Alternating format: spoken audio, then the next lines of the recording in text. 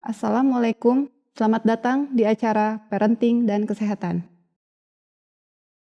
Assalamualaikum warahmatullahi wabarakatuh, pemirsa MTA dimanapun Anda berada, senang sekali dapat menjumpai Anda kembali dalam program Parenting dan Kesehatan bersama saya, Putri Raihanuri. Dan pada episode kali ini kita akan membahas mengenai peran orang tua dalam mendampingi anak selama masa pandemi. Dunia saat ini disibukkan dengan munculnya virus corona COVID-19. Berbagai upaya dilakukan pemerintah untuk memutus mata rantai penyebaran virus ini. Di antaranya adalah dengan pembatasan sosial berskala besar dalam rangka percepatan penanganan COVID-19 yang berakibat pada pembatasan berbagai aktivitas termasuk di antaranya adalah sekolah. Peran orang tua dalam mendampingi kesuksesan anak selama belajar di rumah menjadi sangat sentral.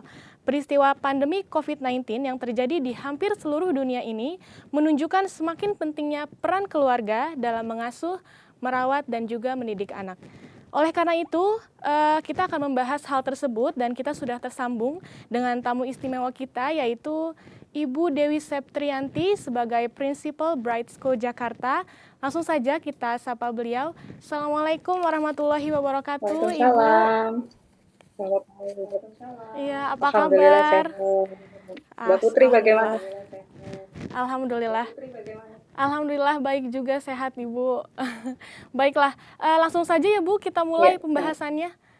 Iya, jadi bagaimana sih Bu cara membuat suasana belajar di rumah menjadi nyaman dan iya. aman?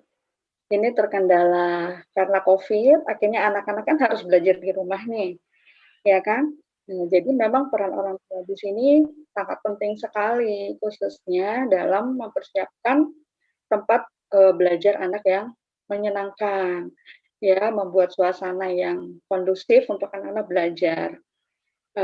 Salah satunya nyaman, yaitu tidak harus rumah kita harus besar dan luxury ya, tapi tempat itu bersih, higienis, cahaya cukup ya, udara keluar masuk dengan baik. Kemudian perlengkapan belajar anak juga harus disiapkan, seperti alat tulis, meja kursi sudah pasti, laptop ya. Nah, meja kursi ini sesuaikan dengan kondisi anak, dengan tinggi besar anak. Ya, jadi kalau anak kita masih SD gitu dia orang tua juga harus bisa menyesuaikan meja dan kursinya, tidak terlalu rendah, tidak terlalu tinggi. Itu kemudian materi pembelajarannya juga harus disiapkan, ya kan buku, buku pelajaran, buku tulis. Jadi sebisa mungkin meja belajar itu sudah lengkap semua dan tergapai oleh anak. Jadi saat anak sedang belajar, mereka ingin berpensil, tergapai, tidak terlalu jauh. Jadi mejanya tidak terlalu besar, ya. Kemudian mau ambil pensil, dia nggak harus berdiri duduk, akhirnya nggak nyaman ya. Nah, seperti itu. Kemudian hindari kebisingan. Jadi sudah sepakat nih orang tua dan anak-anak bahwa pada jam sekian pembelajaran online, no television. Jadi nggak ada TV yang hidup, nggak ada suara musik, nggak ada yang pegang handphone. Saat anak belajar pun, tolong orang tua juga ikut berpartisipasi. Maksudnya di sini orang tua juga jangan sibuk main gadget gitu, ya. Nah, syukur-syukur kalau orang tuanya juga lagi work from home ya, jadi bisa duduk berdampingan dengan anak belajar.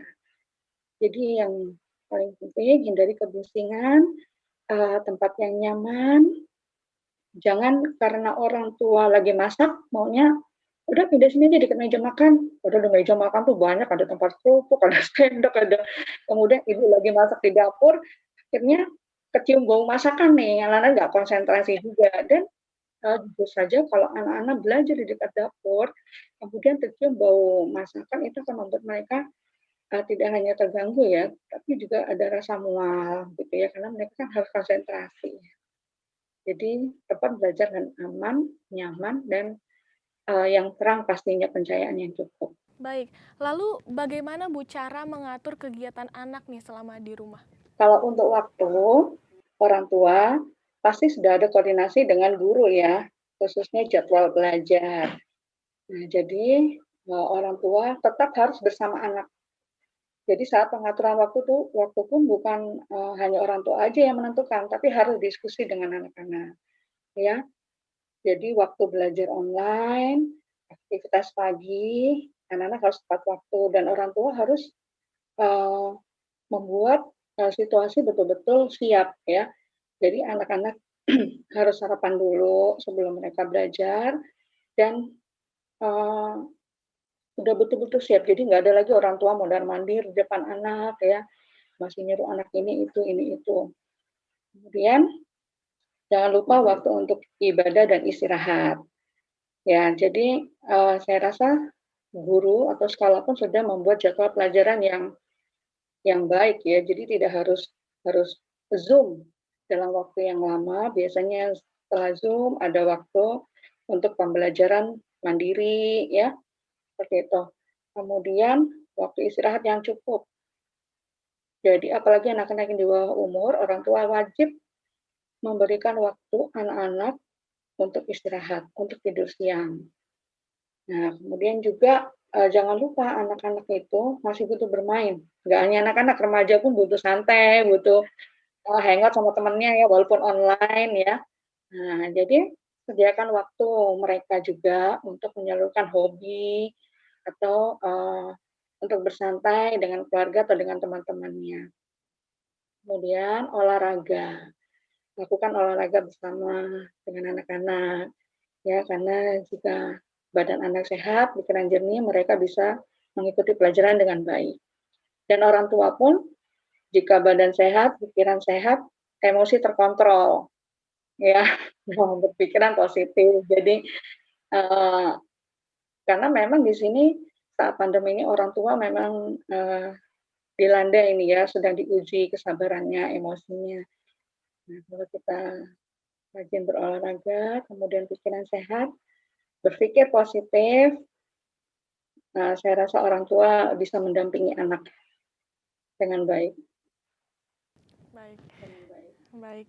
Lalu bagaimana bagaimana caranya Bu belajar dan bekerja sama bersama anak nih, Bu? Baik. Jadi, ada orang tua kita ini kan ada yang bekerja ya, ibu-ibunya khususnya. Dan ibu pun juga kalau yang bekerja itu pasti mereka punya jadwal work from home dan work from office.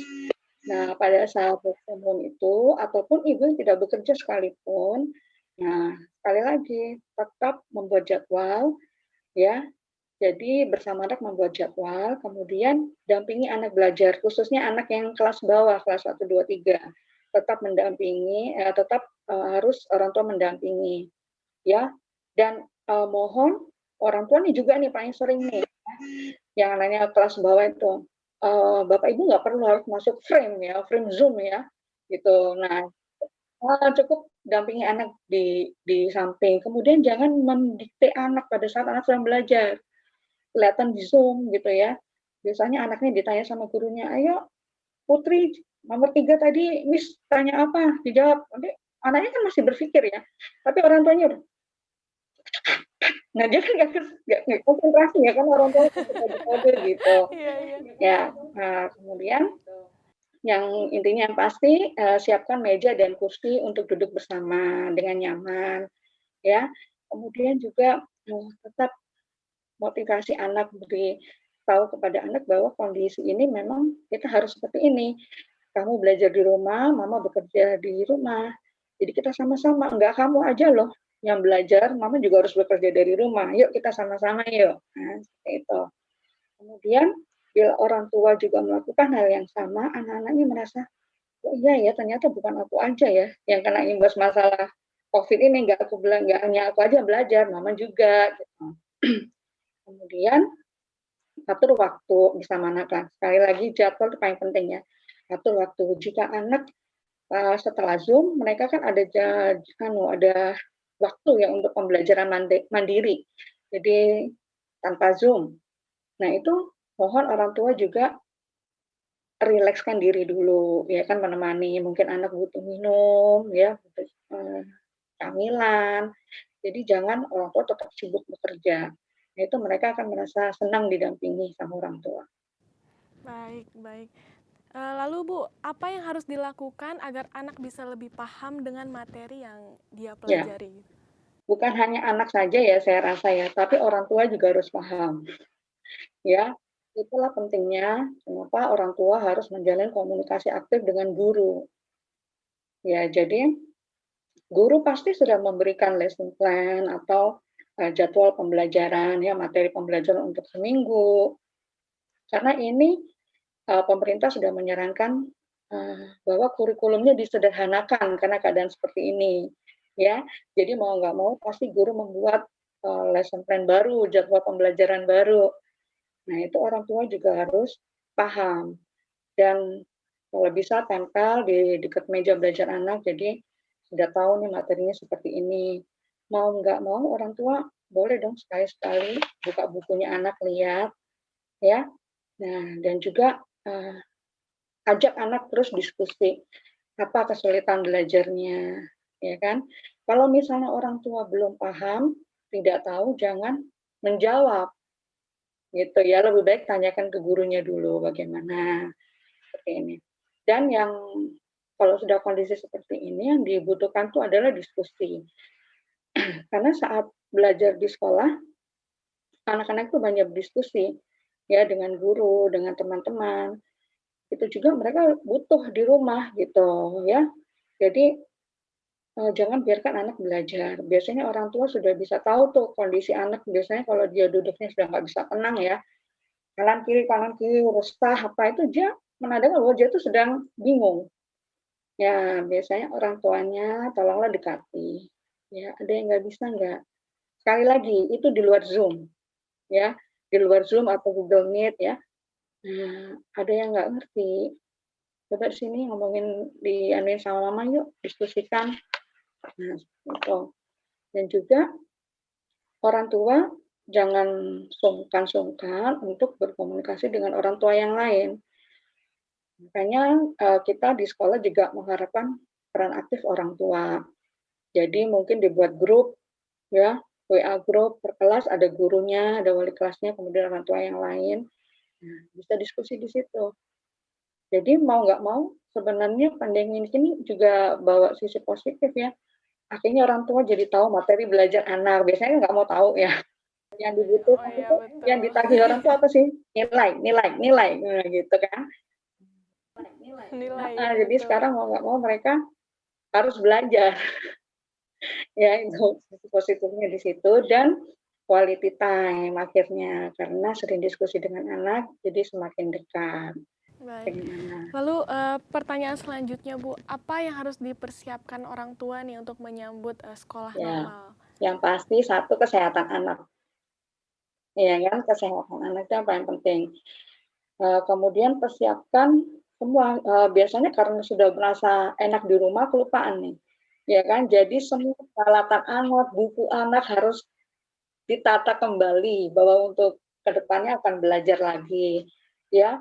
Kemudian orang tua pun juga harus siap bahwa akan ada sedikit perbedaan jadwal yang mungkin diberikan di sekolah dan orang tua tetap harus membuat surat pernyataan bahwa mereka bersedia atau tidak untuk anaknya belajar di sekolah karena sekali lagi sekolah dibuka kembali itu atas persetujuan orang tua.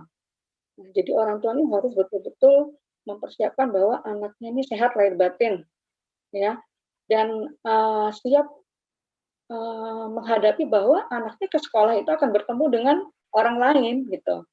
Jadi siapkan mental juga, ya, jadwal pelajaran juga, dan juga komunikasi dengan guru. Ya saya rasa yang paling penting itu tadi ya mempersiapkan kesehatan anak. Baik. Masuk ke pertanyaan terakhir nih Bu. Jadi bagaimana caranya untuk kita memberikan semangat Bu kepada anak? Ya, itu paling penting ya motivasi orang tua, ya. Eee, Sekali lagi yang pertama kali harus diinformasikan ke anak, yang diedukasi ke anak adalah tentang Covid. Kenapa sih kamu harus belajar di rumah, kenapa mama harus kerja di rumah, itu harus diedukasi dulu ke anak-anak. Jadi anak-anak khususnya kelas kelas bawah ya, jadi mereka mengerti oh aku harus belajar di rumah karena ini, itu.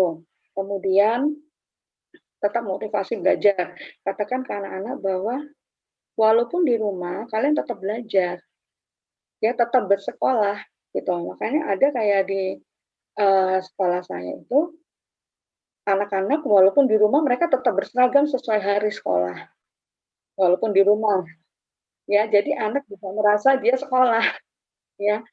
Dan ada juga, peraturan dari gurunya bahwa harus duduk tegak, nggak boleh rebahan, tuh.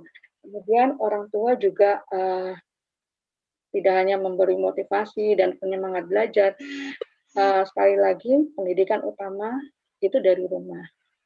Ya, jadi di sini diharapkan orang tua juga mendidik anak-anak, tentang etika, ya. Ini juga, penanaman karakter building ya buat anak-anak. Itu bagaimana bersikap yang baik, sopan santun, menghormati orang lain. Nah, kemudian, bagaimana menyapa kawan, bersalaman, seperti itu. Selain etika juga ada estetika, ya kan? Yaitu apa? Anak-anak diajarkan belajar memasak, ya, kemudian menjahit, membersihkan rumah yang sebelumnya mereka tidak dapat, akhirnya itu didapatkan. Itu juga menjadi motivasi buat anak, mereka nggak bosan gitu ya belajar tentang sekolah. Kemudian juga seni, membuat lagu atau puisi, menggambar, ya. Kemudian, nah, iptek sudah pasti. Anak-anak dan ibu-ibunya pun sekarang akhirnya melek IT istilahnya, ya, karena COVID ini sisi positif Oh iya lagi dari betul. COVID ya. Yang dulu orang yang ibunya nggak tahu laptop gimana cara ngidupinnya sekarang sudah bisa, ya anak kecil pun sekarang sudah pinter IT gitu ya, itu juga. Kemudian jangan lupa, meningkatkan rasa nasionalisme anak itu penting, ya dengan mendengarkan, lagu-lagu nasional atau bercerita tentang sejarah dan sebagainya. Dan yang paling penting juga meningkatkan kesehatan dan hidup sehat tetap diterapkan ke anak-anak. Terus motivasi berikan kepada anak bahwa ini tidak hanya kita yang mengalami, di seluruh dunia kita mengalami seperti ini. Ya, jadi, peran orang tua tidak hanya memberi motivasi ke anak-anak, kemudian dan juga jangan merasa terbebani, ya. Jadi, eee, malah lebih baik ya, saat Covid ini, jadikan anak-anak itu menjadi tim support di rumah. Ya, jadi kita saling bantu, saling memberi tugas. Nah, itu juga, memotivasi anak juga untuk mereka belajar, untuk, di luar akademik ya. Nah, kemudian orang tua juga, rajin mengajak anak diskusi. Sekarang sudah bukan zamannya orang tua memarahi anak, tapi dudukkan anak, ya, ya ajak anak diskusi. Kemudian, ingat orang tua harus sabar, berpikir positif, rasa bersyukur, tetap berdialog dengan anak, diskusi dengan anak dan, saran-saran dari anak nih perlu didengar, ya. Orang tua jangan malu karena, dengan mendengar masukan dari anak-anak, anak-anak merasa dihargai, karena anak mempunyai hak untuk didengar, seperti itu. Nah, akhirnya setelah ada diskusi ini, keluarga menjadi lebih akrab, ya, yang sebelumnya, eee, bapaknya pulang kerja sore, ibunya pulang kerja sore, ya kan karena ada Covid mereka harus work from home. Nah, yang paling penting ya quality time akhirnya terbentuk, yang dulu sebelumnya tidak ada, sekarang akhirnya ada. Itu tidak hanya untuk memotivasi anak, juga memotivasi orang tua. Jadi bahwa walau dalam keadaan Covid pun tidak hanya belajar, tapi juga, komunikasi keluarga, kegiatan keluarga, quality time keluarga itu malah muncul, seperti itu. Dan,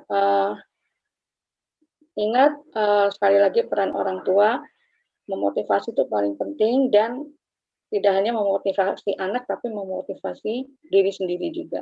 Baik, Ibu, luar biasa sekali perbincangan kita kali ini. Sebenarnya masih banyak yang perlu kita bahas, tapi sayangnya dibatasi oleh waktu, Bu. Jadi harus kita akhiri sampai di sini. Terima kasih, Ibu, atas informasi yang telah diberikan kepada kita semua. Semoga dapat bermanfaat bagi kita semua. Baik. Pemirsa MTA dimanapun Anda berada, demikianlah perbincangan kita bersama Ibu Dewi Septrianti. Saya Putri Raihanuri dan segenap kru yang bertugas mohon undur diri. Sampai berjumpa kembali di program kesehatan, parenting dan kesehatan, ulangi ya. Baiklah, pemirsa MTA dimanapun Anda berada, demikianlah perbincangan kita bersama Ibu Dewi Septrianti. Saya Putri Raihanuri dan segenap kru yang bertugas mohon undur diri. Sampai berjumpa kembali di program Parenting dan Kesehatan berikutnya. Wassalamualaikum warahmatullahi wabarakatuh.